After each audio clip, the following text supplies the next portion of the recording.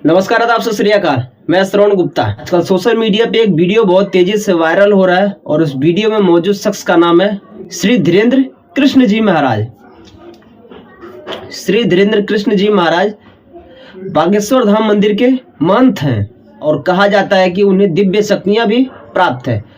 वो अपने दिव्य शक्तियों के द्वारा लोगों के समस्याओं का समाधान करते हैं और कुछ लोगों का तो ये भी कहना है कि उनके पास जो भी व्यक्ति आता है वो उस व्यक्ति से ना उसका नाम पूछते हैं, ना उसका पता पूछते हैं, ना उसकी परेशानी पूछते हैं, फिर भी उसके समस्याओं का समाधान अपने पर्ची पर लिख करके रखते हैं और जैसे ही वो व्यक्ति उनके पास आता है वो उनके समस्याओं को बताने लगते हैं, उनकी समस्या के निवारण भी बताते हैं। दरअसल ये कहानी गढ़ा छतरपुर एमपी का है जो बागेश्वर धाम के नाम से जाना जाता है। वहाँ के जो महंत है जिनका नाम है श्री धीरेन्द्र कृष्ण जी महाराज, और आजकल ये सोशल मीडिया पे बहुत तेजी से वायरल हो रहे हैं और कहा जाता है कि इनके पास जो भी व्यक्ति आता है वो उनके समस्याओं का समाधान बताते हैं। वो उनसे बिना मिले उनका नाम पुकारते हैं और उनसे बिना मिले उनके समस्याओं को जान लेते हैं। जैसे ही वो व्यक्ति उनके पास आता है तो उसके समस्या को बताने लगते हैं और उसके समस्या के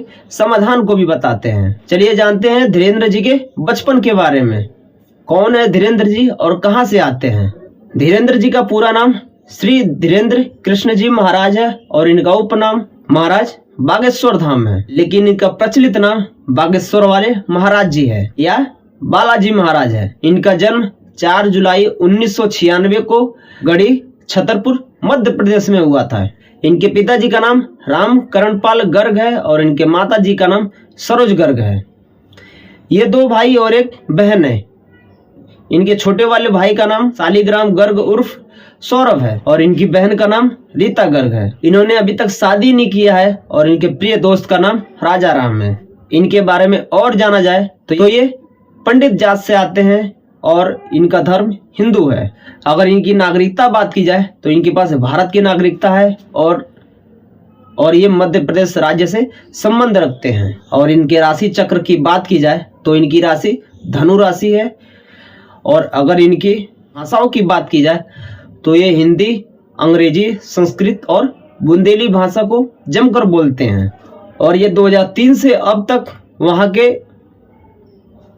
मंदिर का कार्यकाल संभाल रखे। अगर इनके शिक्षा के बारे में बातें की जाए तो ये बीए यानी कि स्नातक तक की पढ़ाई किए हैं और इनके शारीरिक बनावट के बारे में अगर बातें की जाए तो ये 5 फीट 9 इंच के हैं और इनका वजन 64 किलोग्राम है। रंग गोरा है और बालों का रंग भी काला है। अगर इनके पास पुरस्कार की बात की जाए तो इन्हें 2022 में संत शिरोमणि पुरस्कार से भी नवाजा गया था और इनके पास वर्ल्ड बुक ऑफ लंदन और वर्ल्ड बुक ऑफ यूरोप का भी पुरस्कार है।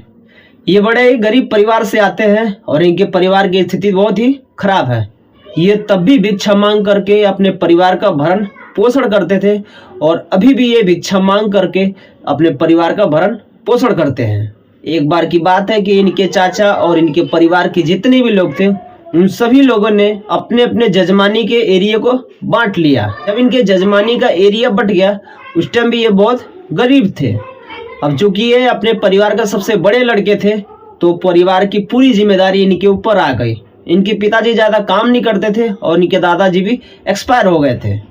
अच्छा, कहा जाता है कि इन्होंने अपनी बचपन की पढ़ाई अपने दादाजी से ही सीखा था जिनका नाम था भगवान दास गर्ग। इन्होंने अपने दादाजी से रामायण और भगवत गीता पढ़ने का ज्ञान लिया क्योंकि इनके दादाजी रामायण, महाभारत, भगवत गीता जैसे प्रसिद्ध ग्रंथों को इन्हें पूरा ज्ञान था और ये इन्हीं ग्रंथों का डेली अपने घर पे एक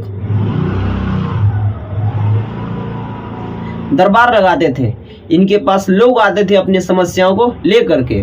धीरेन्द्र जी ने अपने बचपन की पढ़ाई यानी कि कक्षा 8वीं तक की पढ़ाई अपने गांव में ही किया, जो स्कूल इनके गांव से 4-5 किलोमीटर दूर था। अभी ये परिवार के अपने सबसे बड़े लड़के थे तो इनके ऊपर परिवार की जिम्मेदारी थी।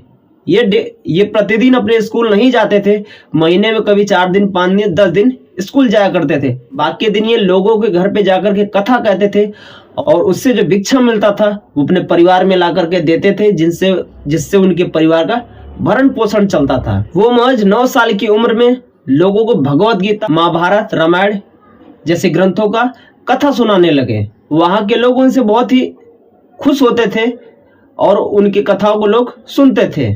लेकिन वो बड़ा होकर के चाहते थे कि वो वृंदावन में जाए और वहाँ पर कर्म कांड की पढ़ाई करे, लेकिन इनके परिवार की आर्थिक स्थिति इतनी खराब थी कि ये वृंदावन में नहीं जा सके और अपने घर पे ही जो हनुमान जी का मंदिर बना हुआ था उसी मंदिर में बैठ करके हनुमान जी को ध्यान करते थे।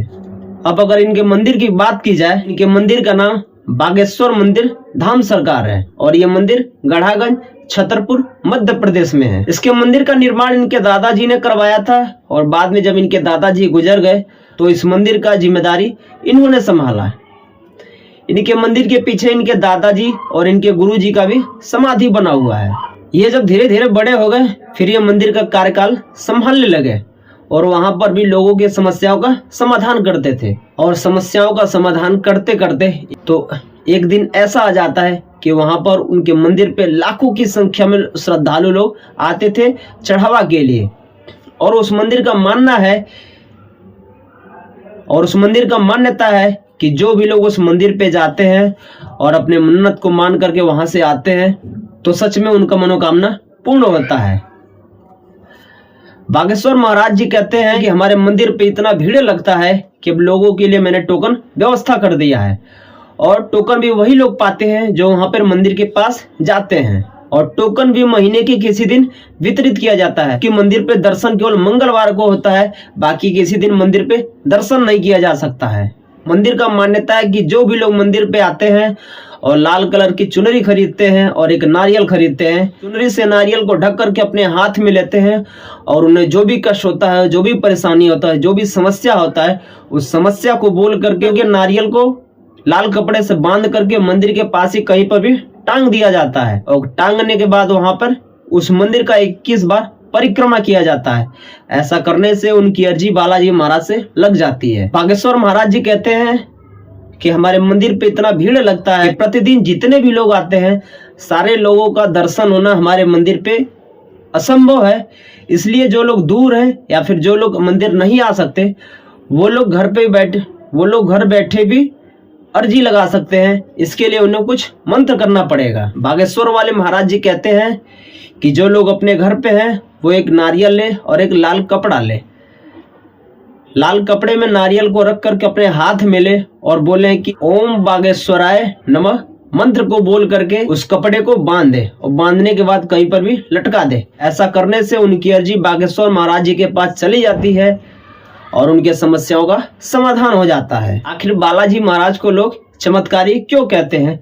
तो कहा जाता है कि बालाजी महाराज जी को बजरंग बली का सच में दिव्य शक्ति प्राप्त है, जिसके द्वारा वो किसी भी व्यक्ति के समस्या का समाधान कर देते हैं, किसी भी व्यक्ति से बिना मिले उसकी समस्या को बता देते हैं। और इसी के कारण उनके मंदिर पे भव्य दरबार भी लगता है। उनके मंदिर पे एक लोग नहीं, दो लोग नहीं, बल्कि लाखों की संख्या में लोग जाते हैं और वहां पर वो लोग मन्नतें मांगते हैं और उनका मनोकामना पूर्ण होता है। दरअसल इस कहानी को सुनाने का उद्देश्य हमें आपको ठेस नहीं पहुंचाना है। इस कहानी को सुनाने का उद्देश्य केवल हमें आपको जागरूक करना है कि बालाजी महाराज के पास इतनी दिव्य शक्ति है कि वो लोगों से बिना मिले ही उनके समस्याओं का समाधान बता देते हैं।